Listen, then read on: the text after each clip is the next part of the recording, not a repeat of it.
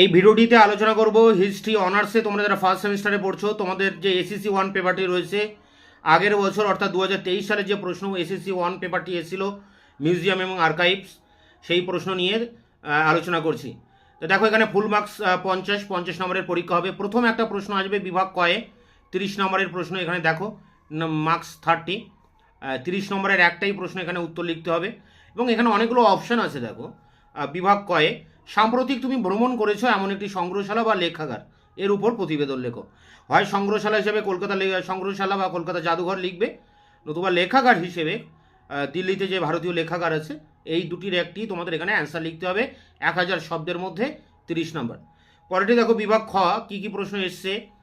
এখানে 10 নম্বরের দুটো প্রশ্নের উত্তর লিখতে হবে, তার জন্য 4টি প্রশ্ন দিয়েছে, 2টি অ্যান্সার করতে হবে।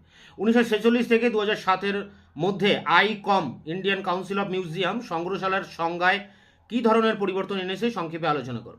পরেরটি সংগ্রহশালার সংগ্রহ নীতি এর উপর একটি প্রবন্ধ লেখো। পরেরটি সংগ্রহশালার প্রদর্শন নীতি আলোচনা করো এবং পরেরটি লেখাগার বলতে কী বোঝো, উচ্চশিক্ষা সম্প্রসারণে লেখাগারের ভূমিকা কী। তাই এগুলো তোমাদের আমি সাজেশান দিয়েছিলাম। তোমরা যারা 2023-এ পরীক্ষা দিয়েছো এখন সেকেন্ড সেমিস্টারে পড়ছো তোমরা জানো সাজেশান থেকে তোমাদের সমস্ত প্রশ্ন কমন এসছে। এই প্রশ্নগুলো দেখো ইংলিশ ভার্সান এখানে দেওয়া আছে।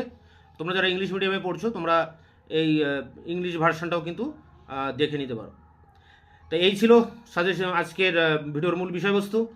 এই প্রশ্নটিকে সামনে রেখে তোমরা তোমাদের এবার 2024 সালের সাজেশনটি প্রস্তুত করো বা সেই হিসাবে তোমরা পড়াশোনা শুরু করো। যদিও তোমাদের এই পেপারটি 2024-এর সাজেশন এসএসসি 1 পেপারের সাজেশন আমি চ্যানেলে ইতিমধ্যে আপলোড করে দিয়েছি, তারও লিঙ্ক দেওয়া থাকবে এই ভিডিও ডেসক্রিপশন বক্সে, তোমরা ভিডিওটা দেখে নিও। দেখা হচ্ছে তোমাদের ক্লাস রিলেটেড অন্য কোনো ভিডিও নিয়ে, ততক্ষণ তোমরা চ্যানেলকে সাবস্ক্রাইব করে রাখবে, বন্ধুদের কাছে শেয়ার করবে।